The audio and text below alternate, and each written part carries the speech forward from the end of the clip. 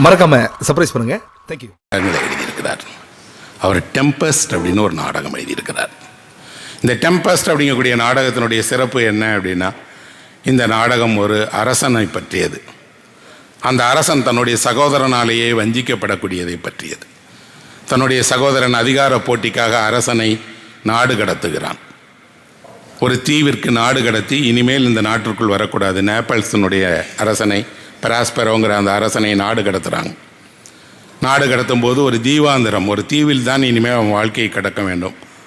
அவனுக்கு மிராண்டான்னு ஒரு மகள் இருக்கிறாள். தந்தையையும் மகளையும் நாடு கடத்துகிறாங்க ஒரு படகுல ஏற்றி. அதுதான் அவர்களுக்கு அளிக்கப்படக்கூடிய தண்டனை.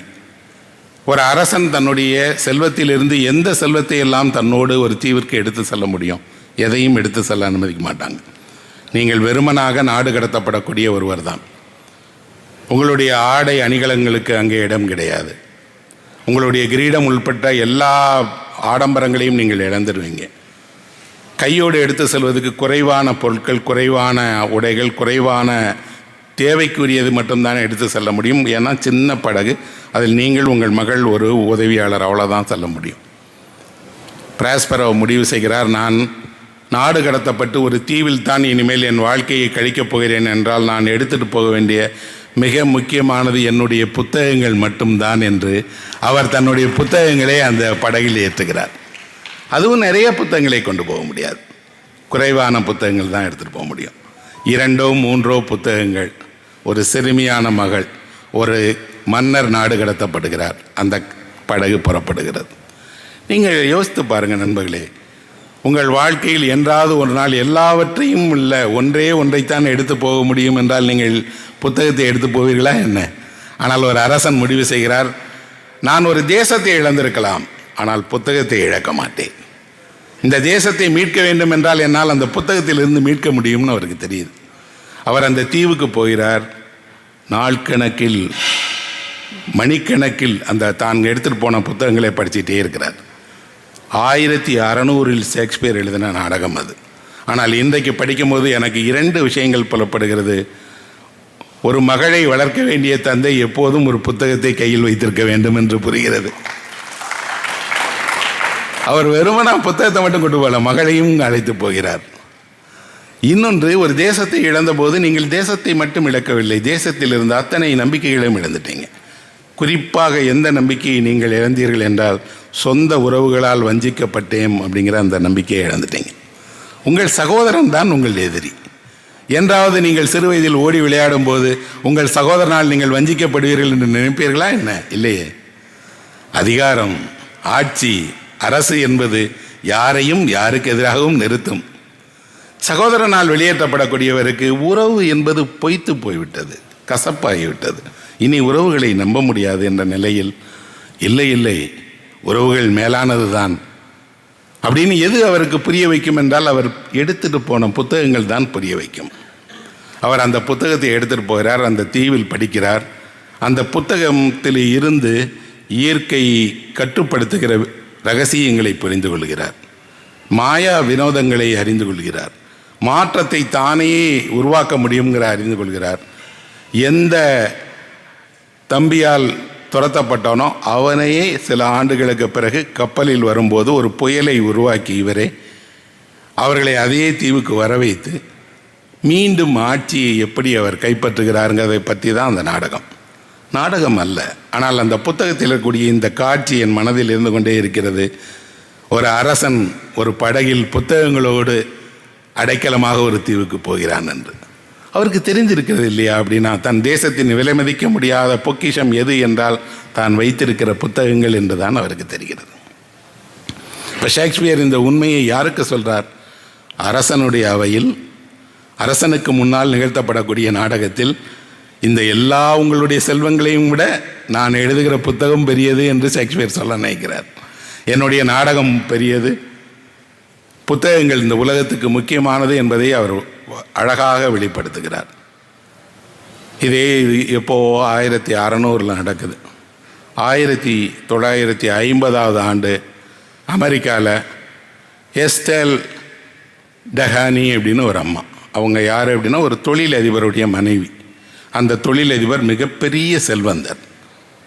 அந்த செல்வந்தரனுடைய அலுவலகத்தில் அந்த காலத்துலலாம் இப்போ இல்லை டெலிஃபோன் ஆப்ரேட்டர்னு இருக்கும். இப்போ உள்ள தலைமுறைக்கு டெலிஃபோன் ஆப்ரேட்டர் பார்த்துருப்பாங்களான்னு தெரியாது. அன்றைக்கு டெலிஃபோன் ஆப்ரேட்டர்னு இருக்கும். கால் வந்து அவங்க கனெக்ட் பண்ணுவாங்க. அப்படி டெலிஃபோன் ஆப்ரேட்டராக எஸ்தல் வேலை பார்த்தாங்க. அந்த முதலாளிக்கும் அவருக்கும் இடையில் 25 வருட வித்தியாசம். அவர் 50 வயசு, இவருக்கு இவங்களுக்கு 25 வயசு. ஆனால் இவங்க பேசுகிற விதம், நடந்து கொள்கிற விதம் அவருக்கு ரொம்ப பிடித்து போய் நாம் திருமணம் பண்ணிக்கலாமா அப்படின்னு சொல்லி அவங்கள திருமணம் பண்ணிக்கிட்டாங்க. பெரிய செல்வந்தருடைய மனைவி ஆகிட்டாங்க. அவர் சில ஆண்டுகளில் இறந்துட்டார். இறந்த உடனே இந்த அம்மா என்ன பண்ணாங்கன்னா, அவரோட எல்லா தொழிலுக்கும் தானே நிர்வாகம் செய்ய தொடங்கினதோடு நிறைய சேவைகளை செய்ய தொடங்கினாங்க. என்னெல்லாம் பெண்களுக்கான கல்வியா, ஏழைகளுக்கான உதவியா செய்ய தொடங்கினாங்க. புத்தகங்களின் மீது அவங்களுக்கு ஒரு பெரிய ஆர்வம் வந்தது. இந்த 1950 ஆண்டு எஸ்தலுக்கு ஒரு புத்தகம் லண்டனில் இருந்து அனுப்பி வைக்கப்பட்டுச்சு. அவங்க லண்டன்லேருந்து வந்த புத்தகத்தை கப்பலில் கொடுத்து அனுப்பியிருக்கிறாங்க. இப்போ இருக்கிற கொரியர் மாதிரி இல்லை. அன்றைக்கி கப்பலில் லண்டன்லேருந்து அனுப்புனீங்கன்னா 1 மாத காலத்துக்கு அப்புறம் உங்களோட இடத்துலையே அந்த யார் ஏஜெண்டோ டெலிவரி பண்ணுவார். ஒரு சாதாரண மரப்பெட்டியில் வைத்து ஒரு பெரிய ஏதோ ஒரு பொருள் கொண்டு வந்து அவங்கள்ட்ட கொடுக்குறாங்க. கையெழுத்து வாங்கிக்கிறாங்க. எஸ்எல் அந்த கையெழுத்தை போட்டு வாங்கிட்டு உதவியாளர் அழைச்சி இதை யாரும் இல்லாத நேரம் தனியாக இருக்கும்போது நாம் திறந்து பார்க்கணுங்கிறாங்க. அவங்க அலுவலகத்தில் வேலை பார்த்தவங்கெல்லாம் போயிட்டாங்க. எஸ்தல் தன்னோட வீட்டுக்கு இதை எடுத்துகிட்டு போய் அந்த உதவியாளரை வைத்து திறக்க சொன்னால் அதுக்குள்ளாடி ஒரு புத்தகம் இருக்குது. அந்த புத்தகத்துக்கு அந்த விலை அவங்க எவ்வளோ கொடுத்தாங்கன்னா 25,000 பவுண்டு. எப்போ 1950 25,000 பவுண்டுனா எவ்வளோ பெரிய பணம்னு பார்த்துக்கோங்க. இவ்வளோ பணம் கொடுத்து அந்த புத்தகம் என்ன அப்படின்னு உதவியாளர் கேட்குறாங்க. நீ திறந்து பார், தெரியும் அப்படிங்கிறாங்க. திறந்து பார்த்தால் அது பைபிளுடைய ஒரு காப்பி. பைபிள் தான் இங்கெல்லாம் கிடைக்குதேம்மா, எதுக்குமா இவ்வளோ விலை கொடுத்து ஒரு புத்தகத்தை வாங்குறீங்கன்னா அவங்க சொன்னாங்க, இந்த புத்தகத்தினுடைய முகப்பை பாரு, உள்ள முதல் பக்கத்தை பரட்டி பாருங்கிறாங்க. முதல் பக்கத்தில் புரட்டப்பட்டிருக்கு 42ன்னு ஒரு எண் எழுதப்பட்டிருக்கு, அச்சிடப்பட்டிருக்கு. என்னம்மா 42 அப்படின்னா இந்த புத்தகத்தினுடைய 42வது காப்பி இது. பைபிளில் எதுக்குமா 42 காப்பின்னு போட்டிருக்காங்கன்னா அந்த எஸ்தல் சொல்கிறாங்க, இந்த புத்தகம் 1456வது வருடம் அச்சிடப்பட்ட புத்தகம். எப்போ அச்சிடப்பட்டது? 1456 அந்த புத்தகத்தை அச்சடிச்சிருக்காங்க. குட்டன்பெர்க்கினுடைய முதலில் அச்சடிக்கப்பட்ட உலகினுடைய புத்தகங்களில் ஒரு புத்தகம் அது. சாதாரண புத்தகம் இல்லை.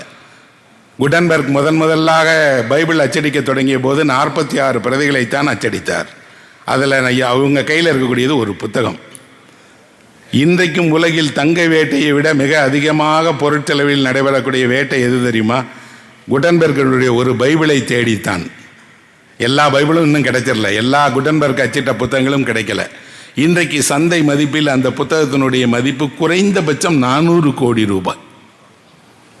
400 கோடி ரூபாய் அந்த புத்தகத்தினுடைய ஒரு புத்தகத்தினுடைய மதிப்பு. நாம் ஒரு பெரிய கண்காட்சியே நடத்தினால் கூட 2 கோடி 3 கோடி மதிப்பில் தான் நம்ம புத்தகங்கள் வைத்திருக்கிறோம். ஒரு வைரத்தினுடைய விலை அதிகமாவது போல, ஒரு கோஹினூருக்கு ஆண்டு வருடம் கூட விலை அதிகமாவது போல குட்டன்பெர்க்கினுடைய முதல் புத்தகங்களுக்கு விலை அதிகமாகிட்டே இருக்கு.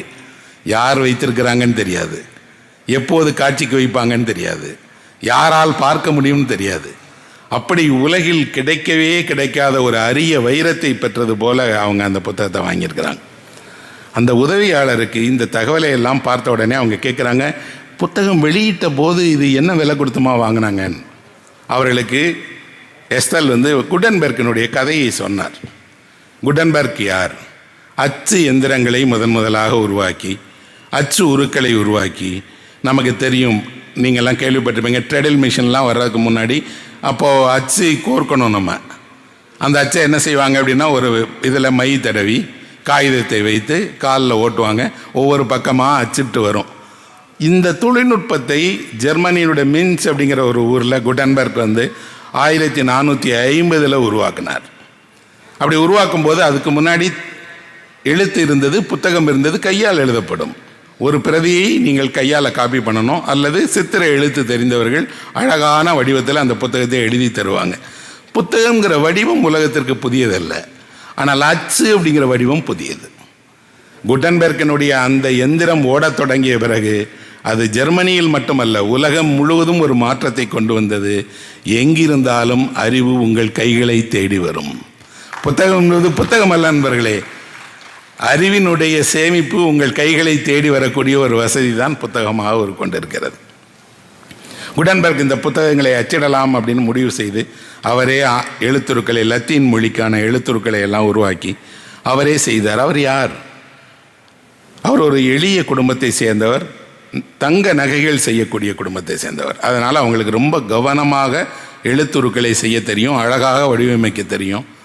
ஜெர்மன் தொழில்நுட்பத்துக்கு பேர் போன ஒரு நாடு, இரும்பு எளிதாக கிடைக்கிற நாடு. அவர் ஒரு அச்சகத்தை உருவாக்கி அச்சை உருவாக்கினார்.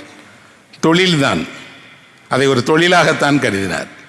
அப்போ அவருக்கு என்ன ஆசை வந்தது அப்படின்னா, இந்த தொழில் யார் புத்தகம் வாங்குவாங்க? இன்றைக்கே புத்தகம் வாங்குவதற்கு நம்ம ஒவ்வொருத்தருக்காக அழைப்பு கொடுக்குறோம். அது யாரை பார்த்து? படித்தவர்களை பார்த்து சொல்கிறோம், நீங்கள் புத்தகம் வாங்குங்க, உங்கள் பிள்ளைங்களுக்கு புத்தகம் வாங்கி கொடுங்கன்னு. படிக்காத பாமரர்களுடைய சிறப்பு என்ன தெரியுமா? ஒரு தடவை சொன்னால் மறு தடவை சொல்ல தேவையே இல்லை, உடனே செஞ்சுருவாங்க. எந்த விவசாயியும் தன் பிள்ளைக்கு புத்தகம் வாங்கி தரமாட்டேன்னு சொல்லவே மாட்டார். பணம் தான் இல்லைன்னு சொல்லுவார். குறைவான பணம் கொடுத்து வாங்கி படிப்பாம்பார். படித்தவர்களுக்கு தான் இந்த தயக்கம் எல்லாம் இருக்கிறது. எதுக்கு புஸ்தகம்? நம்ம ஏன் வாங்கி கொடுக்கணும்? பிள்ளைங்களுக்கு ஏன் செலவு பண்ணணும்? ஐஸ்கிரீம் வாங்கி கொடுக்கலாம், ஆடைகள் வாங்கி கொடுக்கலாம், திரைப்படங்களுக்கு கூட்டிகிட்டு போகலாம். அப்போது இந்த கேள்வி குட்டன்பெர்க்கு எழுந்தது, நம்ம அச்சகம் தொடங்குறமே, யார் வாங்குவாங்க புத்தகத்தை? புத்தகம்னே ஒன்று உலகத்துக்கு புதுசு இல்லையா அப்படின்னு. அங்கேருந்து ஆர்ச்சி பிஷப் சொன்னார், எல்லா தேவாலயத்திலும் எல்லா மடாலயங்களிலும் ஒரு பிரதி பைபிள் வாங்குவதற்கு ஏற்பாடு செய்திருக்கிறேன், நீங்கள் தாராளமாக அச்சிட்டு கொடுங்க அப்படின்னு. அப்போ நல்லா தெரியுது, ஆர்டர் வந்தால் தான் வேலை நடக்கும். அப்போ அவங்களுக்கு ஒரு ஆர்டர் கொடுக்குறாங்க. அவர் அச்சிட தொடங்குகிறார். காகிதம் சீனாவில் ஏற்கனவே அறிமுகமாயிருச்சு. எகிப்தினுடைய நைல் நதி கரையில் இருக்கக்கூடிய பேப்பரஸ்ங்கிற நாணலில் இருந்து தான் காகிதம் அச்சடிக்கப்பட்டது, காகிதம் உருவானது. நீங்கள் எப்போவாவது எகிப்துக்கு போனால் அந்த நைல் நதியினுடைய கரைகளில் இன்றைக்கும் நீங்கள் அதை பார்க்கலாம். பயங்கர செழித்தோங்கி இருக்கக்கூடிய அவ்வளோ பெரிய பெரிய பெரிய பேப்பரஸ்க்கு உலகத்திற்கு காகிதமாக மாறி இந்த காகிதம் எல்லா தேசங்களுக்கும் அடைந்தது. சீனர்கள் காகிதம் செய்தாங்க. குடன்பெர்க் அச்சிட்டது சீனர்கள் அச்சிட்ட அந்த காகிதத்தை போன்ற காகிதத்தில் தான் அச்சிட்டார். இன்னொன்று தோலில் அச்சிட முடியும், தோலை ப்ராசஸ் பண்ணி அதில் அச்சு கோர்க்க முடியும், அப்படியும் அச்சிட்டார். 2 வடிவங்களில் அவர் தன்னுடைய பைபிளை வெளியிட்டார். அதுக்கு வெளியிட்டதனுடைய கட்டணம் என்னென்னா, ஒரு புத்தகத்துக்கு 30 பொற்காசுகள். 30 பொற்காசுகள் கொடுத்து தான் அன்னைக்கு இந்த ஒரு புத்தகத்தை யாரோ ஒரு பிரபு வாங்கியிருக்கார். இந்த உலகில் ஜனநாயகம் உருவானதனுடைய பெரிய சிறப்பு என்ன அப்படின்னா, எளிய மக்கள் கைகளில் புத்தகம் சென்றது தான். அது வரைக்கும் புத்தகம் யாருக்கு? உயர்ந்தோருக்கு, வசதியானவர்களுக்கு, பெரிய செல்வந்தர்களுக்கு, பிரபுக்களுக்கு, அரச குடும்பத்தினருக்கு, அவர்கள் கையில் தான் புத்தகம் இருக்கும். அவர்கள் தான் படிக்க அனுமதிக்கப்பட்டவர்கள், அவர்கள் தான் படிப்ப முடியும் என்று நம்பினார்கள். அப்படி இல்லை, எல்லோரும் கல்வி வர முடியும், எல்லோரும் படிக்க முடியும், படிப்பதற்கான புத்தகம் எல்லோருக்கும் கிடைக்குங்கிறது இந்த அச்சு இயந்திரம் வந்ததால் தான் வந்தது. இவங்க இந்த எஸ்தல் இந்த புத்தகத்தை வாங்கி தன்னுடைய நூலகத்தில் இடம்பெற வைத்து அதுக்கு ஒரு பெட்டி செஞ்சு அதை ரகசியமாக வைத்து எல்லாருக்கும் தெரியப்படுத்தலான்னு சொன்னபோது அவங்க சொன்னாங்க, இப்படி ஒரு புத்தகத்தை நீங்கள் வைத்திருக்கிறீர்கள் என்று உலகத்துக்கு தெரிந்தால் இதை கொள்ளையடித்து போவதற்கு மிகப்பெரிய வேலை நடக்கும், தயவு செஞ்சு சொல்லாதீங்க யார்கிட்டையும் அப்படின்னு. அவங்க யாருக்கும் தெரியப்படுத்தவே இல்லை. ஒரு 20 ஆண்டுகள் அன்றாடம் அவர் வருவார், வெல்வெட் துணி சுத்தப்பட்ட அந்த புத்தகத்தை எடுத்து பார்ப்பார், கையில் வைத்திருப்பார், மகிழ்ந்து வச்சிருவார். ஒரு ஆபரணத்தை பாதுகாப்பதைப் போல ஒரு புத்தகத்தை அவர் பாதுகாத்து வைத்திருந்தார். இன்றைக்கும் அந்த வேட்டை நடக்கிறது. எங்கே இருக்குது மிச்ச குடன்பெர்க்கினுடைய புத்தகங்கள் எல்லாம்? குடன்பெர்க் காலத்தில் அச்சிடப்பட்ட புத்தகங்களுக்கு விலை அதிகமாகிக் கொண்டே இருக்கிறது. அதை தேடுகிறவர்கள் உலகத்தினுடைய பல இடங்களில் தேடுறாங்க, எங்காவது இருக்கா, யாராவது வாங்கி வைத்திருக்கிறார்களா என்று. இப்படி தேடுகிற போது ஒரு இடிந்து போன கோட்டையில், இங்கிலாந்தில் ஒரு இடிந்து போன பிரபுவினுடைய கோட்டையில் ஒரு நூலகம் அப்படியே கைவிடப்பட்டிருந்திருக்கு. அங்கே இந்த பிரதி ஒன்று ரொம்ப காலமாக சும்மாவே கிடந்தது, யாரும் பார்க்கல.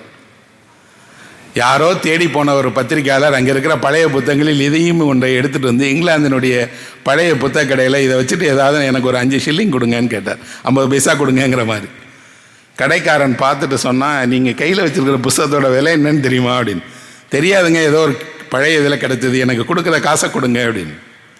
அவர் கொடுக்குற காசை கொடுத்துட்டு உடனடியாக அந்த புத்தகத்தை ஒரு சந்தையில் விற்பதற்காக வைத்தார். அதை வாங்கியவர் யார் என்று இன்னைக்கு வைக்க தெரியாது.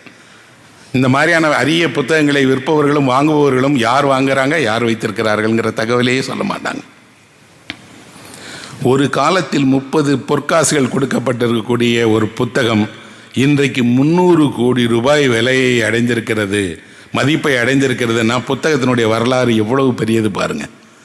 ஒரு புத்தகம் தானே, அந்த புத்தகம் அந்த காலகட்டத்தோடு மறைஞ்சு போயிருந்திருக்கும் இல்லையா? எத்தனையோ திரைப்படங்கள் இன்றைக்கு நாம் பார்க்கணும்னு நினச்சா கிடைக்காது. புதுமை பித்தன் ஒரு திரைப்படத்துக்கு எழுதினார். நான் அந்த திரைப்படத்தை பார்க்க விரும்பினேன். படத்தோட பிரதியே கிடையாது. சினிமா வந்துச்சு, ஓடிச்சு, பல திரைப்படங்களுக்கு மூலப்பிரதிகள் அழிஞ்சு போயிடுச்சு. பாரதியார் அவ்வளோ அழகாக பாடுவார்னு சொல்கிறாங்க. பாரதியார் பாடிய ஏதாவது ஒரு பாடலை நம்ம கேட்க முடியுமா என்ன? அந்த பாடல்கள்லாம் பதிவு செய்யப்படலை, காற்றில் அப்படியே கரைஞ்சி போயிடுச்சு. வேறு கலைகள் எல்லாமும் அந்தந்த அரங்கத்தோடு அந்தந்த இடத்தோடு மறைஞ்சிருச்சு. அவ்வளவு வெற்றிகரமாக ஓடிய திரைப்படங்களுக்கே இன்றைக்கு எங்கேயுமே அதோட ரீல்ஸ் எல்லாம் இல்லை, அழிஞ்சு போயிடுச்சு. அதை டிஜிட்டைஸ் பண்ணதுனால காப்பாற்றி வச்சுருக்கிறாங்க. ஒரிஜினல் எங்கன்னா இல்லை. ஆனால் புத்தகங்கள் 2000 வருடத்தை தாண்டி இன்றும் நம் கைகளில் இருக்குது. நம்ம வச்சு படிச்சுக்கிட்டே இருக்கிறோம். என்றைக்காவது ஒரு நாள் நீங்கள் ஒரு திருக்குறள் புத்தகத்தை கையில் வைத்து புரட்டும் போது 2000 வருடத்தை கடந்த ஒரு புத்தகத்தை கையில் வைத்திருக்கிறோம் அப்படிங்கிற உணர்வு வருதா என்ன?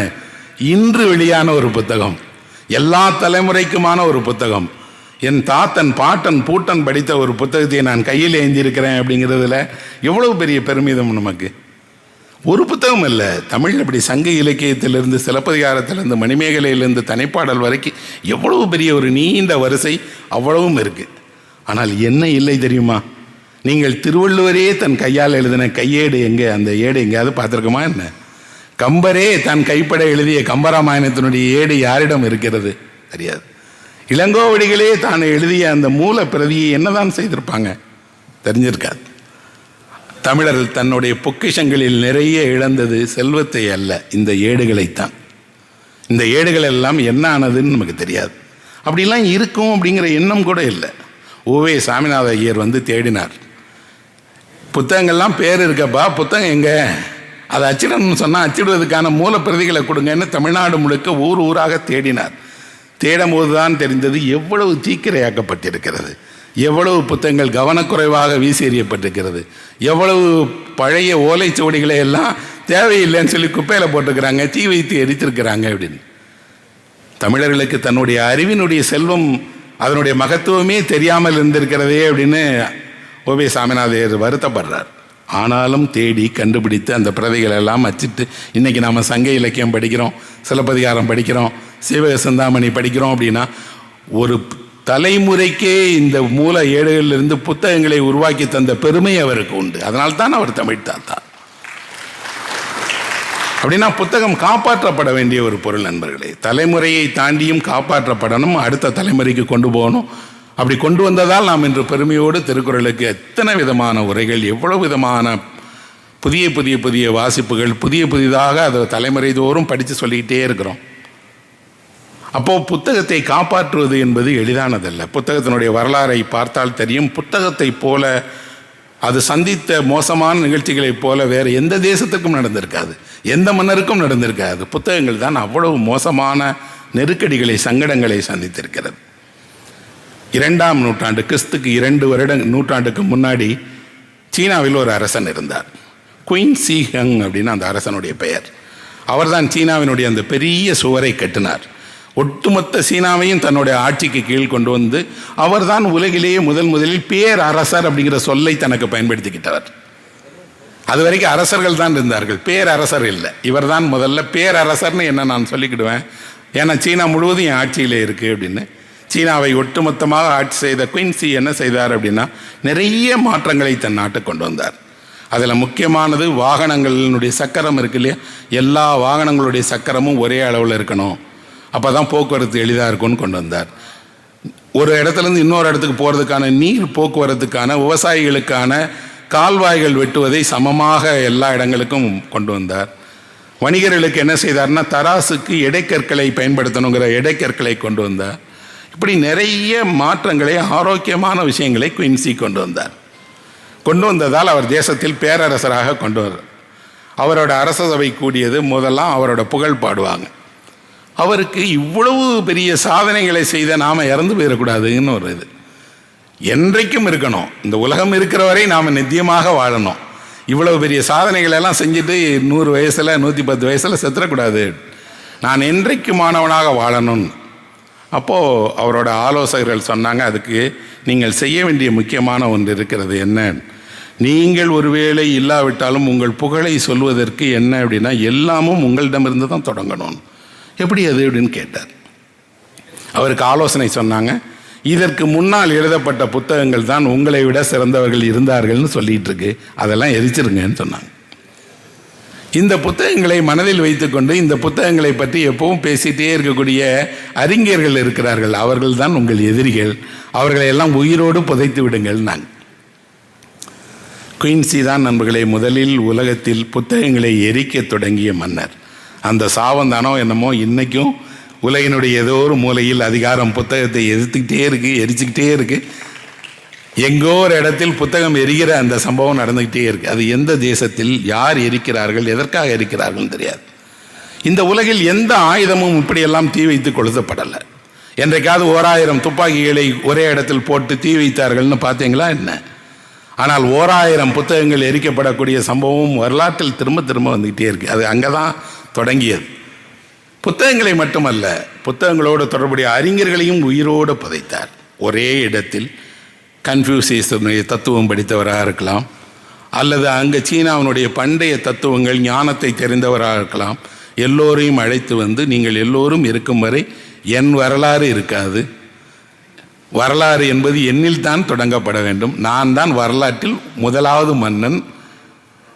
என்னிடமிருந்து தான் சீன வரலாறு எழுதப்படணும்னு அவர் எல்லாவற்றையும் அழித்தார், புதைத்தார்.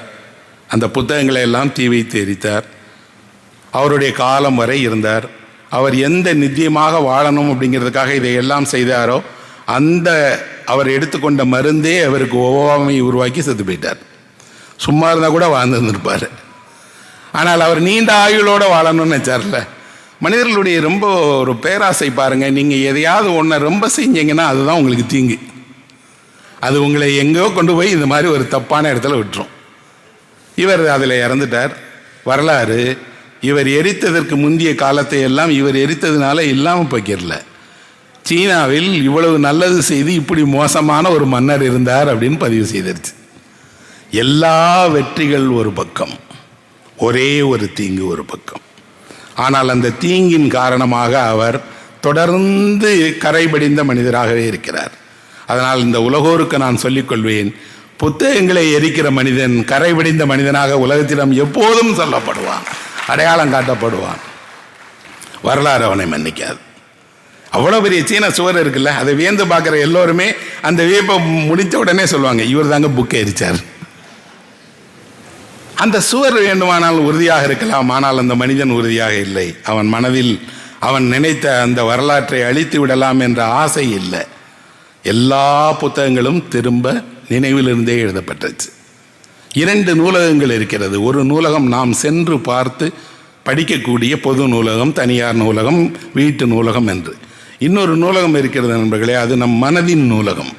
ஒவ்வொருவர் மனதிலும் ஒரு சின்ன நூலகம் இருக்குது. நீங்கள் ஒவ்வொரு புத்தகம் படித்து முடித்த உடனே அந்த நூலகத்தில் அந்த புத்தகம் போய் இருந்துக்கிடும். அது எப்படி இருக்கும் என்று தெரியாது. ஆனால் உங்கள் மனதினுடைய ஒரு மூலையில் நீங்கள் உங்களுக்கான சொந்த நூலகத்தை வைத்திருக்கிறீங்க.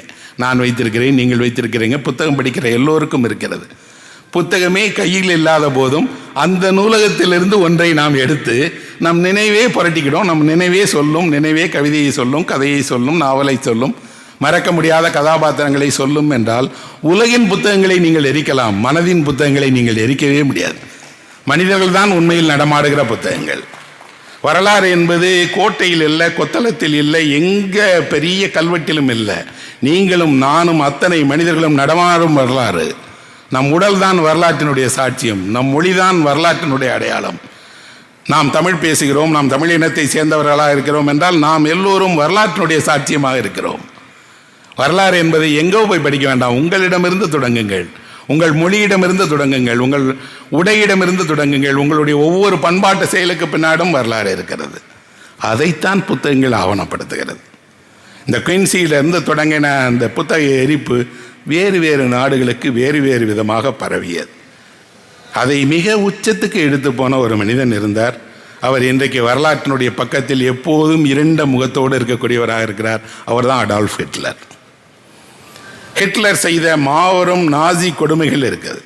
ஆஸ்விஸ் கேம்பில் கொண்டு போய் அத்தனாயிரம் யூதர்களை அடைத்து அவ்வளவு பேரையும் கொன்ற படுகொலைகள் ஒரு பக்கம் இருக்கிறது என்றால், அந்த படுகொலைக்கு இணையாக 1936 பெர்லினுடைய வீதிகளில் இருக்கிற புத்தகங்களை எல்லாம் கொண்டு வந்து, பல்கலைக்கழகத்தில் இருக்கக்கூடிய புத்தகங்களை எல்லாம் வீதியில் கொண்டு வந்து கொட்டி தீ வைத்து எரித்த அந்த சம்பவம் வரலாற்றில் எப்போவுமே கருப்பு பக்கமாக அப்படி இருக்கு. இன்றைக்கு கூட நீங்கள் எப்போவாது ஹிட்லர் தீ வைத்து எரித்த புத்தகங்களை பற்றி இணையத்தில் தேடி பாருங்கள், அந்த புகைப்படங்களை பார்க்கலாம். யார் எரித்தார்கள்? யாரோ ஒருவர் அறிவுக்கு எதிராக செயல்பட தூண்டுகிறார். எரித்தவர்கள் எல்லாம் இளைஞர்கள். யாரை எரித்தார்கள் என்பதுதான் முக்கியம். அவர்கள் ஐன்ஸ்டீனை எரித்தார்கள் நண்பர்களே. உலகிலேயே ஒப்பற்ற ஞானியாக விஞ்ஞானியாக கருதப்படக்கூடிய ஐன்ஸ்டீனுடைய புத்தகங்களை, H.G. வெல்சனுடைய புத்தகங்களை, மிகச்சிறந்த இலக்கியமாக கருதப்படக்கூடிய எல்லா புத்தகங்களையும் தீ வைத்து கொளுத்தினார்கள். அதே புத்தகங்களை தீ வைத்து கொளுத்திய ஒரு மனிதர் ஆச்சரியமாக இருக்க, அவர் ஒரு புத்தகம் எழுதினார். அதுக்கு பேர் மெயின் கேம்ப் அப்படின்னு. எல்லா புத்தகங்களையும் தீ வச்சு எரிச்சிரு, என் புத்தகத்தை படின்னு சொல்றார். உனக்கு கூட புத்தகத்தினுடைய மதிப்பு தெரிகிறது தானே? இப்போ உங்களை நீங்கள் ஒரு அதிகாரமிக்கவராக மாற்றிக்கொள்ள வேண்டும் என்றால் புத்தகத்தை எழுத வேண்டும். எழுதிய புத்தகத்தை என்ன செய்தார்கள் அப்படின்னா, ஹிட்லரோட மெயின் கேம்பை யாரெல்லாம் அந்த காலத்தில் ஜெர்மனியில் திருமணம் செய்து கொண்டார்களோ அத்தனை பேரும் அதை பரிசாக பெறணும். அவர்களுக்கு இதை விட வேற தண்டனை இருக்குமா என்ன? ஒருத்தர் திருமணம் செய்து கொள்ளுகிற போது ஹிட்லரோட மெயின் கேம்பை பரிசாக வாங்கினாங்கன்னா அதுதான் அவர்களுக்கு அளிக்கப்படுற தண்டனை. அங்கே ஒரு தனி பிரிவு தொடங்கி மெயின் கேம்ப்ங்கிற புத்தகத்தை எல்லா நூலகத்திலும் எல்லார் வீட்லேயும் அவர்கள் வைத்திருந்த புனித நூல்களை எல்லாம் பறிச்சுட்டு, அவர்கள் வைத்திருந்த இலக்கியத்தை எல்லாம் பறிச்சுட்டு படிக்க வைத்தார்கள். இன்றைக்கும் கூட மெயின் கேம்ப் நிறைய பேர் படிக்கிறாங்க. ஏன் படிக்கிறாங்க அப்படின்னா, எப்படி ஒரு மோசமான மனிதன் உருவாகிறான் அப்படிங்கிறத தெரிஞ்சுக்கிறதுக்கு. நல்லதை தெரிந்து கொள்ள மட்டுமல்ல, கெட்டதை தெரிந்து கொள்ளவும் ஒரு புத்தகம் இருக்கிறது, அதையும் படிக்கத்தான் செய்கிறாங்க. ஆனால் இவ்வளவு பெரிதாக தீ வைத்து எரித்து லட்சக்கணக்கான புத்தகங்களை அவர்கள் எரித்த காட்சி, அதுக்கு துணையாக நின்ற இளைஞர்கள், அவர்களை எல்லாம் எளிதாக ஒரு மனிதனால் அவர்களுடைய சிந்தனையை மாற்ற முடிந்திருக்கிறது. கல்வி படிக்கிற, பல்கலைக்கழகத்தில் படிக்கிற மாணவர்களை புத்தகங்களுக்கு எதிராக எப்படி நீங்கள் திருப்ப முடியும்? அவர்களை நம்ப வைத்தார்கள். என்ன அப்படின்னா, உலகம் மாறிடுச்சு, பழைய புத்தகங்களுக்கான இடம் இல்லை, இனி பழைய புத்தகங்கள் சொல்லுகிற விஷயமும் இல்லை, அதெல்லாம் தேவையில்லை அப்படின்னு.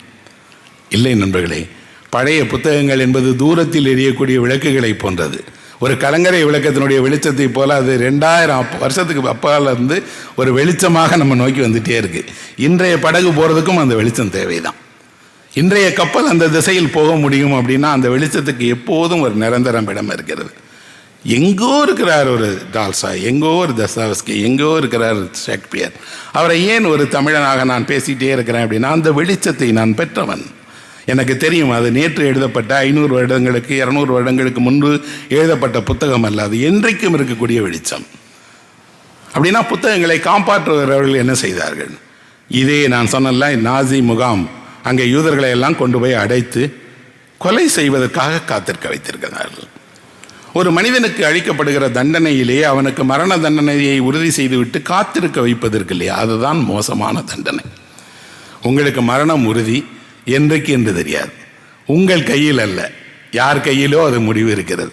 நீங்கள் காத்து கொண்டே இருக்கணும். இந்த காத்துட்டு இருக்க நாட்கள்லேயே டெய்லி சாப்பிடணும், தூங்கணும், உயிர் வாழணும். கொஞ்சம் கொஞ்சமாக உங்களிடம் உயிர் வாழ்கிற ஆசையை பறித்து விட்டு பிறகு உங்கள் தண்டனையாக அதை நிறைவேற்றுவாங்க. எவ்வளவு சோகம் பாருங்கள்.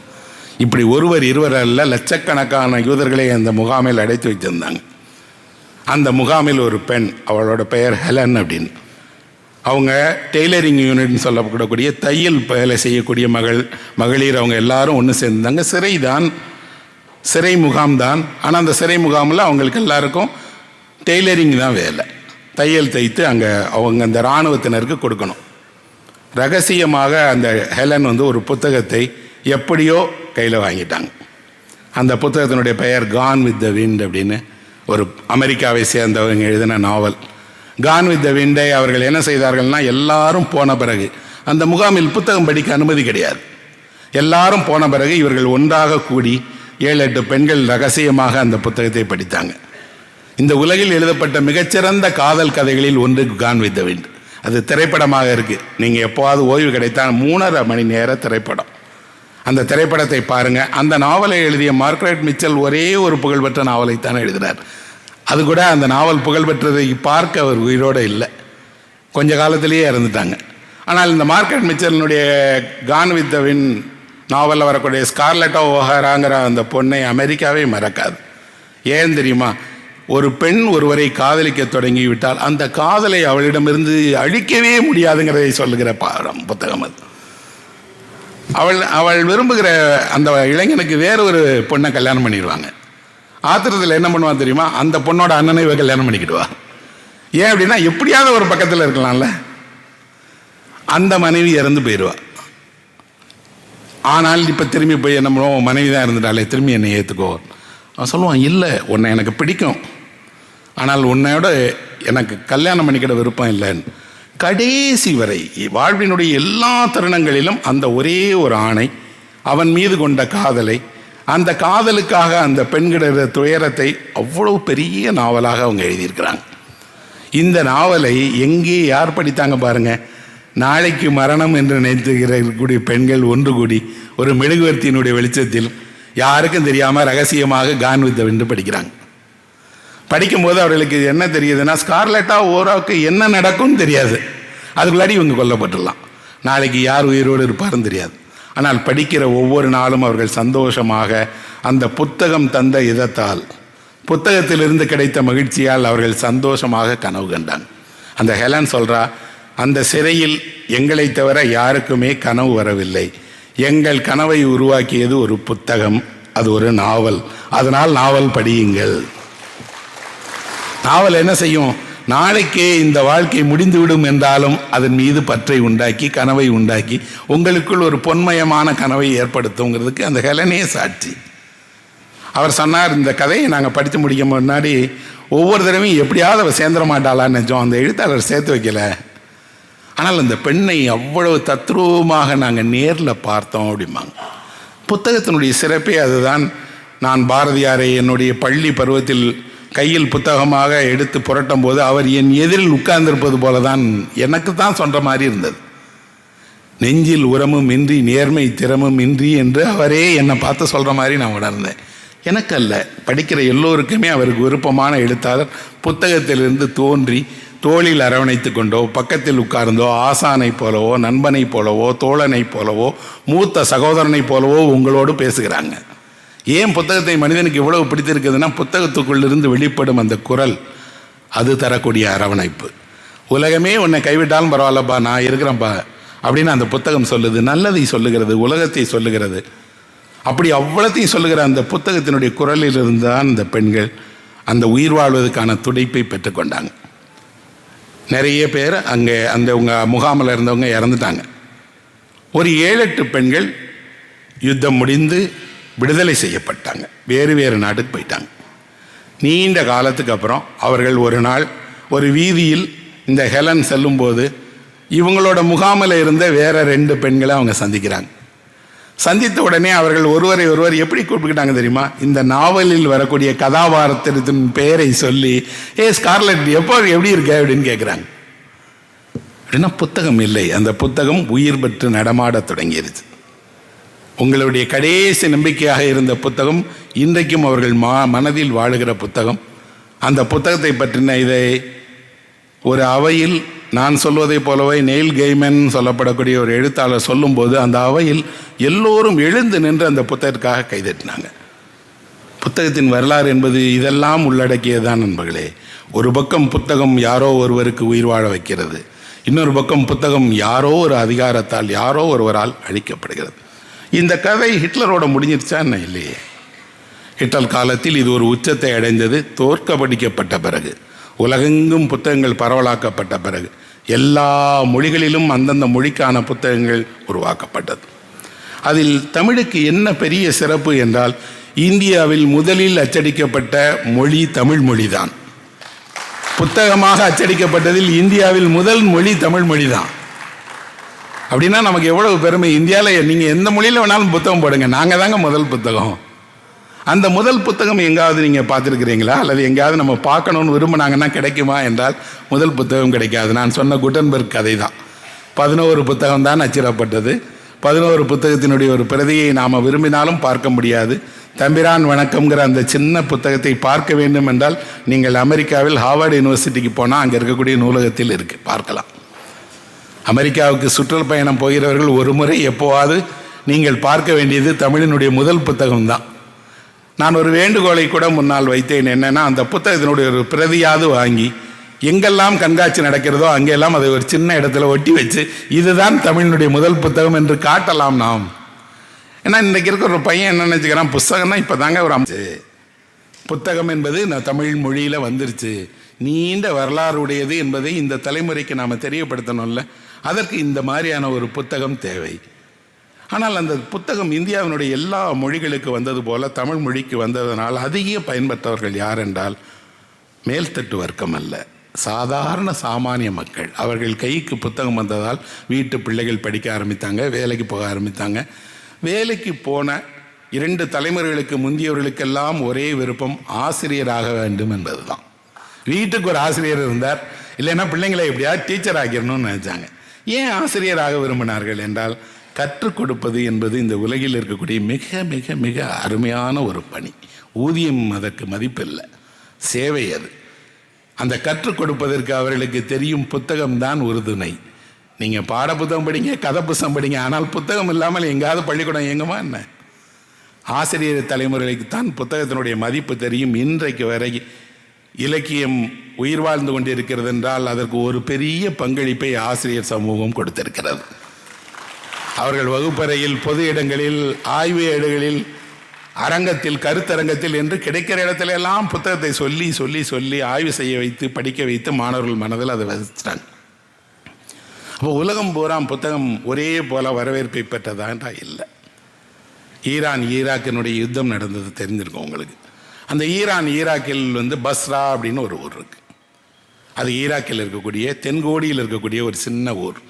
இந்த பஸ்ராவில் ஒரு நூலகம் இருக்குது, அரிய நூலகம். அது 30,000 புத்தகங்களுக்கு மேலே இருக்கக்கூடிய அந்த தேசத்தினுடைய மிக பழமையான மூல நூல்களெல்லாம் கொண்ட ஒரு பெரிய நூலகம். இப்போ ஈரானுக்கும் ஈராக்குக்கும் இடையில் சண்டை நடக்கும்போது அந்த நகரத்தின் மீது விமானம் குண்டு பொழிகிறது. ஆயுதம் தேங்கிய துப்பாக்கி வீரர்கள் நூலகத்துக்குள்ளாடி போய் நின்று நூலகத்தினுடைய மாடியிலிருந்து வானை நோக்கி சுடுறாங்க. அந்த நூலகராக இருந்த அலியா முகமது பேக்கருங்கிற அம்மாவுக்கு தெரியுது, 2 நாட்களில் இந்த நூலகம் தரைமட்டமாக அழிக்கப்பட்டுரும், இந்த 30,000 புத்தகங்களும் அழிந்து போயிடும். இது இத்தனை வருட செல்வம், தலைமுறைகளை தாண்டிய செல்வம். அந்த மொழியினுடைய தத்துவம் இருக்கிறது, மொழியினுடைய விஞ்ஞானம் இருக்கிறது, மொழியினுடைய இலக்கிய படைப்புகள் இருக்கிறது. அதில் ஒன்று 1001 இரவுகள்னு சொல்லப்படக்கூடிய அரேபிய இரவு கதைகளினுடைய மூல புத்தகத்தில் ஒன்று அங்கே இருக்குது. இவ்வளவு புத்தகங்களையும் நாம் எப்படி காப்பாற்ற முடியும்? இவங்க உடனே மேலதிகாரிக்கு எழுதுகிறாங்க, போர் நடக்க போதால் கொஞ்சம் இந்த புத்தகங்களை இடமாற்றம் செய்வதற்கு ஏற்பாடு பண்ணி கொடுங்க. அதிகாரியிடமிருந்து பதில் வரல, மாறாக ஒரு தகவல் வருகிறது, புத்தகங்களை எல்லாம் கைவிட்டுட்டு போங்க, மனிதர்களே உயிர் வாழ முடியாத இடத்தில் புத்தகங்களை யார் காப்பாற்ற முடியும், வேண்டாம் அப்படின்ட்டாங்க. ஆனால் இந்த அம்மா கேட்கல. இந்த அம்மா முடிவு செய்கிறார்கள், ஒவ்வொரு நாள் மாலையிலும் நான் வீடு திரும்பும்போது எவ்வளவு புத்தகங்களை என் வீட்டுக்கு எடுத்துகிட்டு போக முடியுமோ எடுத்துகிட்டு போவேன்னு 2 பை நிறைய அவர்கள் நூலகத்தினுடைய புத்தகங்களை எடுத்துகிட்டு வீட்டுக்கும் லைப்ரரிக்கும் போய்கிட்டே இருக்காங்க.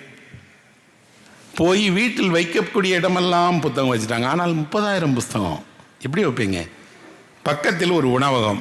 அந்த உணவகத்துக்காரர் பார்க்குறாரு, ஏம்மா நீங்கள் புத்தகங்களை எடுத்துகிட்டு போகிறீங்கன்னா இதெல்லாம் காப்பாற்றணுங்க அப்படின்னோடனே அவர் சொல்கிறார், உணவகத்தை மூடிட்டேன், நீங்கள் இந்த உணவகத்தினுடைய இடத்தில் அந்த புத்தகங்களை வைத்துக்கொள்ளுங்கன்னு அந்த பணியாளர்களே அழைச்சிட்டு வாங்கன்னு உணவக பணியாளர்கள் எல்லாம் ஒன்று கூடி இந்த புத்தகங்களை எல்லாவற்றையும் போரிலிருந்து காப்பாற்றினார்கள். இந்த உலகத்தினுடைய 30,000 அரிய புத்தகங்களை அலியா முகமது பேக்கருங்கிற ஒரு பெண் தனித்து நின்று காப்பாற்றியிருக்கிறாங்க. அவங்கள பற்றி ஒரு சின்ன புத்தகம் வெளியாக இருக்குது. அந்த புத்தகத்தை படிக்கும் போது தெரிகிறது, ஒரே ஒரு நூலகர் போதும் இவ்வளவு செல்வங்களையும் காப்பாற்றிடுறது. அப்படின்னா நம்ம ஊரில் எவ்வளவு நல்ல நூலகர்கள் இருக்காங்க, எவ்வளவு நல்ல நூலகங்களை நடத்திட்டு வராங்க. அந்த நூலகங்கள் அந்த நூல் தரக்கூடிய முக்கியத்துவத்தை இவங்க உணர்ந்து காப்பாற்றிருக்காங்க. அவங்கள அந்த தேசம் பின்னாடி கௌரவித்தது. ஆனால் அவங்களுடைய செயல் எப்படி இருக்கு பாருங்க. ஒரு விமானம் குண்டுமழை பொழிந்து கொண்டிருக்கும் போது உயிருக்கு பயந்து எல்லாரும் ஓடிட்டு இருக்க நேரத்தில் அது காப்பாற்றப்பட வேண்டிய பொருட்களில் மனிதர்களைப் போலவே புத்தகங்களும் முக்கியமானதான்னு உணர்ந்திருக்கிறாங்க. தன் சொந்த பிள்ளைகளை அவர்கள் எப்படி காப்பாற்றியிருப்பாங்களோ அப்படித்தான் அவர்களை இந்த புத்தகங்களை காப்பாற்றியிருக்கிறாங்க. அப்படி காப்பாற்றி அவர்கள் மறைத்து வைத்த புத்தகங்களை இன்றைக்கு அந்த அரசு பெருமிதத்தோடு ஒரு பெரிய நூலகத்தை கட்டி இவருக்கு அங்கு ஒரு அங்கீகாரம் கொடுத்து அவர் பெயராலே ஒரு நினைவு பரிசையும் கொடுத்து இன்றைக்கு வழங்குகிறது என்றால் புத்தகம் கடந்து வந்த பாதைகளில் இப்படி ஒரு பாதையும் இருக்கிறது. இது ஒரு தனிப்பட்ட ஒரு பெண் அவரால் காப்பாற்றப்பட்ட நூலகம் என்றால் சிரியாவில் யுத்தம் நடந்தது. யுத்தம் நடந்த சிரியாவில் எல்லா ஊர்லேயும் இடைவிடாத குண்டுமழை, எல்லா வீடு மேலேயும் குண்டு பொழிஞ்சிருச்சு. வீடெல்லாம் நொறுங்கி மக்கள் எல்லாம் முகாமுக்கு போயிட்டாங்க, எதுவுமே இல்லை. ஒரு இளைஞர் தன்னோட நண்பர்களுடைய வீடு இடிந்ததை பார்க்கறதுக்காக போகும்போது வீதி முழுக்க இடிபாடுகளுக்கு இடையில பூனைகளும் புத்தகங்களும் இருக்கிறத பார்க்குறார். கைவிடப்பட்ட ஒரு பூனையும் நிறைய புத்தகங்களும் கிடைக்கிறத பார்க்குறார். இவ்வளோ புத்தகத்தை விட்டுட்டு போயிட்டாங்களே, போரில் நடந்த எத்தனையோ பறிகொடுக்கப்பட்ட பொருட்களில் இவ்வளோ முக்கியமாக புத்தகங்களும் போயிடுச்சு, இந்த புத்தகங்களை எல்லாம் நம்ம வேணாமா அப்படின்னு 4-5 பேர் ஒன்று சேர்ந்து அவங்க எல்லாரும் அந்த ஊரில் இருக்கக்கூடிய எல்லா புத்தகத்தையும் எடுக்கிறாங்க. இடிபாடுகளை விலக்கி புத்தகங்களை எடுத்து உடைந்த புத்தகங்களை சரி பண்ணி அட்டை இல்லாமல் புத்தகங்களை எல்லாத்தையும் எடுத்து அவர்களாக சின்னதாக ஒரு இடிந்த வீட்டுக்குள்ளாடியே ஒரு நூலகத்தை உருவாக்குறாங்க. உருவாக்கி அந்த புத்தகம் பூரா மக்களுடைய புத்தகம், மக்களுக்கு தகவல் தெரிவிக்கிறாங்க. நீங்கள் யார் வேணாலும் இந்த நூலகத்தில் வந்து புத்தகம் எடுக்கலாம். எப்போ எடுக்கலாம்? உங்கள் மேலே குண்டு போட்டு இருக்கிறாங்க, இருப்பீங்களான்னு தெரியாது, ஆனால் எடுக்கலாம். அந்த செய்தி கேள்விப்பட்ட உடனே யார் முதலில் வந்தார்கள் தெரியுமா? நாம் வீட்டில் வெளி உலகம் தெரியாது என்று நினைத்திருக்கக்கூடிய அந்த பெண்கள், இல்லத்தரசிகள், அவங்க தான் பிள்ளைங்களை அனுப்பி போய் புத்தகம் எடுத்துகிட்டு வா, எந்த போராக இருந்தாலும் நம்ம நம்பிக்கை முக்கியம், நம்பிக்கையை புத்தகங்களிடமிருந்து பெற முடியும் அப்படின்னு அவங்க எடுத்துகிட்டு வந்தாங்க. இடிபாடுகளுக்கு இடையில் சின்ன சின்ன பிள்ளைங்கள் போய் புத்தகத்தை எடுத்துகிட்டு வர்றது அங்கே இருந்த அந்த அரசினுடைய இவ்வளவுக்கு இந்த போருக்கு காரணமாக இருந்த தீவிரவாதிகளுக்கு தெரிந்தது. அவர்கள் துப்பாக்கியோடு வந்து இவர்களை மிரட்டினாங்க. நீங்கள் ஒரு ஆயுதம் வைத்திருந்தால் நாங்கள் எப்படி பறிமுதல் செய்வோமோ அதே போல் புத்தகம் வைத்திருந்தாலும் பறிமுதல் செய்வோம். அப்போ ஒரு அம்மா கேட்குறாங்க அவங்ககிட்ட, புத்தகத்தை நீங்கள் ஒரு ஆயுதம் நினைக்கிறீங்களா அப்படின்னு. அதுக்கு ஒரு இராணுவ வீரன் அவன் சொல்கிறான், ஆயுதத்திற்காவது தோட்டா தீர்ந்து போய்விட்டால் அது வேலை செய்யாது, இந்த புத்தகம் ஆழ்நாளெல்லாம் வெடிக்கக்கூடிய பொருள், வெடிச்சுக்கிட்டே இருக்கும், இதனுடைய ஆபத்து எங்களுக்கு தெரியும் அப்படின்னு சொல்லிட்டு அந்த இராணுவ வீரன் சொல்லலாம், ஒருபோதும் பெண்கள் கையில் புத்தகம் கொடுத்து விடாதீர்கள், அது அவர்களை மாற்றுவதோடு உலகத்தையும் மாற்றிவிடும் அப்படின்னு சொல்கிறான். சொன்னது ஒரு இராணுவ வீரன், போர் முனையில் இருக்கக்கூடிய ஒரு பெண்ணுக்கு சொல்கிறான். ஆனால் அந்த பெண்கள் ரகசியமாக படித்தார்கள், நம்பிக்கையை பெற்றார்கள். அதில் அவர்கள் பெற்ற முதன்மையான நம்பிக்கை எது என்று பிபிசியினுடைய ஒரு நிருபர் கேட்டபோது ஒரு அம்மா சொன்னாங்க, சுதந்திரம் என்பது யாரோ கொடுத்து பெறுவது அல்ல என்று உணர்ந்தோம். யாரோ கொடுத்து பெறுவதில்லை, நமக்கு தெரியும் சுதந்திரம் என்றால் என்ன என்று தெரியும், அதனுடைய வழி தெரியும், கட்டுப்படுத்தப்பட்டிருக்கிறோம், வீழ்ந்திருக்கிறோம், ஆனால் நாம் எழுந்து விடுவோம் என்ற சுதந்திரத்தினுடைய அடிநாதத்தை அவர்கள் புத்தகத்தின் வழியாக உணர்ந்திருக்கிறாங்க. அப்போ அங்கே இதே தீவிரவாத அமைப்பு இந்த சின்ன ஊரில் இருக்கக்கூடிய புத்தக மக்கள் வந்து படிக்கிறாங்கங்கிறதை தாங்க முடியாமல் அதன் மீது நேரடியாக குண்டு வீசியது. அந்த நூலகத்தின் மீதே குண்டு வெடித்தது, கதவு நொறுங்கியது, அங்கிருந்த அலமாரியில் இருந்த புத்தகங்கள் எல்லாம் சிதைந்து வீசி எறியப்பட்டது. அப்போது அவங்க நினைத்தாங்க இத்தோடு அந்த நூலகம் மூடப்பட்டு விடும் என்று. அந்த நூலகத்துக்கு பொறுப்பாளராக இருந்த இளைஞனுக்கு எங்கோ ஒரு லண்டன்லேருந்து பத்திரிகையாளர் கேட்டார், உங்கள் நூலகத்திற்கு பாதிப்பு அதிகமாக என்று. நூலகம் தரைமட்டமாகிடுச்சு, எதுவுமே இல்லைன்னு. என்ன செய்ய போகிறீர்கள்? 3 நாளில் திரும்பி உருவாக்கிடுவோம் அப்படின்னு சொன்னார். அதே போல் 3 நாட்களில் பழையபடி புத்தகங்களை எல்லாம் எடுத்து கதவு இல்லாத ஒரு நூலகத்தை உருவாக்கினார்கள், கட்டிடம் இல்லாத ஒரு நூலகத்தை உருவாக்கினார்கள். இதை இன்றைக்கு ஒரு புத்தகமாக எழுதப்பட்டிருக்கு. சிரியாவினுடைய நூல்களை எப்படி இப்படியெல்லாம் மக்கள் காப்பாற்றினார்கள், எப்படி அந்த புத்தகங்களை சேகரித்தார்கள். படிக்கும் போது ஆச்சரியமாக இருக்குது. எல்லா நெருக்கடிகளுக்கு இடையிலும் மனிதனுக்கு மீட்சி தரக்கூடியதாக, நம்பிக்கை தரக்கூடியதாக, மனிதனுக்கு அவனுடைய மேன்மையை புகட்டுவதாக, அவனுடைய சுதந்திரத்தினுடைய முக்கியத்தை தெரிந்து கொள்வதற்கானதாக புத்தகம் இருக்கிறது. அதை உணர்ந்தவர்கள் எங்கெல்லாம் இருக்கிறாங்க பாருங்கள். எங்கோ ஒரு இடத்துல ஹிட்லருடைய இராணுவத்தில் ஒருத்தர் இருக்கிறார், ஒரு சிரியாவில் ஒருத்தர் இருக்கிறாங்க, பஸ்ராவில் ஒரு ஆள் இருக்கிறாங்க. அப்படின்னா எல்லா தேசங்களுக்கும் இது ஒரு பொதுவான கதை. ஒரு புத்தகம் எழுதப்பட்டு வாசிக்கப்படவிட்டால் என்னாகும்? உலகில் நிறைய புத்தகங்கள், அரிய புத்தகங்கள் எழுதப்பட்ட காலத்தில் வாசிக்கப்படலை. எப்போ வாசிக்கப்பட்டது, கண்டுபிடிக்கப்பட்டது. டவ் மோஸ்மேன் அப்படின்னு ஒருத்தர் ஒரு புத்தகம் எழுதினார். 26 வருஷம் யாரும் படிக்கலை. 26 வருஷம் கழித்து ஒருத்தர் திடீர்னு அந்த புத்தகத்தை பார்த்துட்டு அவரை தேடி போய் பார்த்து, இவ்வளோ அழகான புத்தகம் எழுதியிருக்கீங்களே, ஏன் எழுதலைன்னப்போ அவர் சொன்னார், இந்த புத்தகம் எழுதி வெளியான பிறகு தேடி வந்த முதல் ஆள் நீங்கள் தான். யாரும் அதை படிக்கலை, வெளியிடலை. அப்போ புத்தகத்தின் பின்னால் எழுத்தாளர்களுடைய கதை இருக்கிறது, அச்சகங்களுடைய கதை இருக்கிறது, தேசத்தின் கதை இருக்கிறது, தேச விடுதலையினுடைய கதை இருக்கிறது. நமக்கு தெரியும், சுதந்திர போராட்டத்தின் போது என்ன நடந்தது? பேசுவதற்கு தடை, எழுதுவதற்கு தடை, புத்தகங்கள் வெளியிடுவதற்கு தடை. அப்படின்னா அந்த அரசு எதை பார்த்து பயந்தது? நீங்கள் பேசினால் எழுச்சி உண்டாகிவிடும், படித்தால் எழுச்சி உண்டாகிவிடும், எழுத்தால் எழுத்து உண்டாகிவிடும். பாரதியார் இந்த மூன்றையும் செய்தார். மிகச்சிறப்பாக பேசினார், மிகச்சிறப்பாக எழுதினார், மிகச்சிறப்பான புத்தகங்களை வெளியிட்டார். அவர் புத்தகங்களை வெளியிடுவதற்கு தடை விதித்தது அன்றைக்கு இருந்த பிரிட்டிஷ் அரசு. அப்படின்னா அவர்கள் எதை பார்த்து பயப்பட்டாங்க? 100 பேர் 1000 பேர் ஒன்று சேர்ந்து கையில் ஆயுதங்களோடு தங்களை தாக்கி விடுவார்கள் என்று பயந்தார்களா? சிப்பாய் கழகம் நடந்தது, அதே போல் நம்மளை ஆயுதத்தை எடுத்துகிட்டு வந்து ஒரே இரவோடு நம்மளை வேட்டையாடி விடுவார்கள்னு பயந்தாங்களா? இல்லை. சத்தமில்லாமல் இவர்கள் படித்தால், இவர்கள் எழுதினால், உண்மையை உலகிற்கு சொன்னால், அந்த உண்மை மக்கள் மனதை சென்றடைந்தால் நாம் இந்த தேசத்தை ஆள முடியாது என்ற உண்மையை பிரிட்டிஷ்காரன் தெரிஞ்சிருந்தான். அதனால தான் அவ்வளோ கட்டுப்பாடுகள். அச்சகம் வைக்க முடியாது, புத்தகங்கள் வைக்க முடியாது. புத்தகம் எழுதுகிற, கவிதை எழுதுகிற ஒரு மனிதரை கண்காணிப்பதற்காக 2 ரகசிய போலீஸை அனுப்புகிறாங்கன்னா அந்த ஆட்சி எப்படி இருந்திருக்குன்னு பாருங்க. அவர்களுக்கு பாரதியாரை கண்டு பயம். அவர் என்ன எழுதிடுவார், என்ன எழுதிட்டு இருக்கிறாரு, வீட்டில் ரகசியமாக என்ன எழுதி வச்சிருக்காருன்னு வீட்டு பணியாளரை கூப்பிட்டு ரகசியமாக தேடி கண்டுபிடிச்சு எழுதின புத்தகத்தை பார்க்கிறார்கள். அப்படின்னா அதிகாரத்தில், அதிலும் குறிப்பாக இந்த மாதிரி இன்னொரு மண்ணை ஆளுகிற காலனி அரசுகளுக்கெல்லாம் தெரியும், நம்ம எதிர்க்கப் போகிற மிகப்பெரிய வலிமையான ஆயுதம் அங்கு எழுதப்படுகிற புத்தகம்தான் என்று.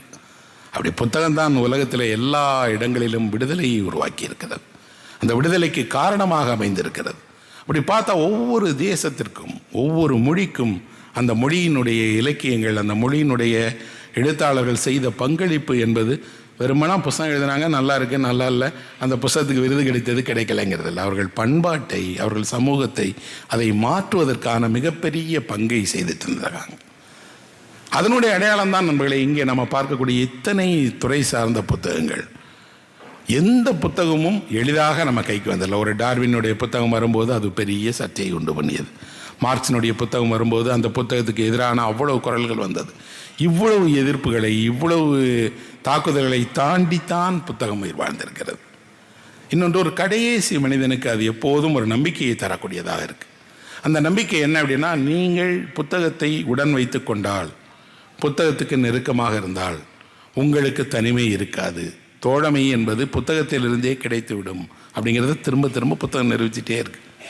நமக்கு தெரியும், தென்னாப்பிரிக்காவினுடைய போராட்டத்தில் நெல்சன் மண்டேலா 27 வருடம் சிறையில் இருந்தார். அந்த சிறையில் ராபின் தீவுங்கிற தீவில் அவர் சிறை வைத்திருந்தார்கள். அரசியல் கைதிகளை எல்லாரையும் அங்கே தான் சிறை வைத்திருந்தார்கள். ஆப்பிரிக்காவினுடைய விடுதலைக்காக அவர் சிறைப்பட்டிருந்தார். அந்த சிறையிலும் புத்தகங்களுக்கு அனுமதி கிடையாது. ஆனால் அந்த சிறையில் அவருக்கு ரகசியமாக ஒரு நாள் ஒரு புத்தகம் கடத்தி கொண்டு வந்து கொடுக்கப்பட்டது.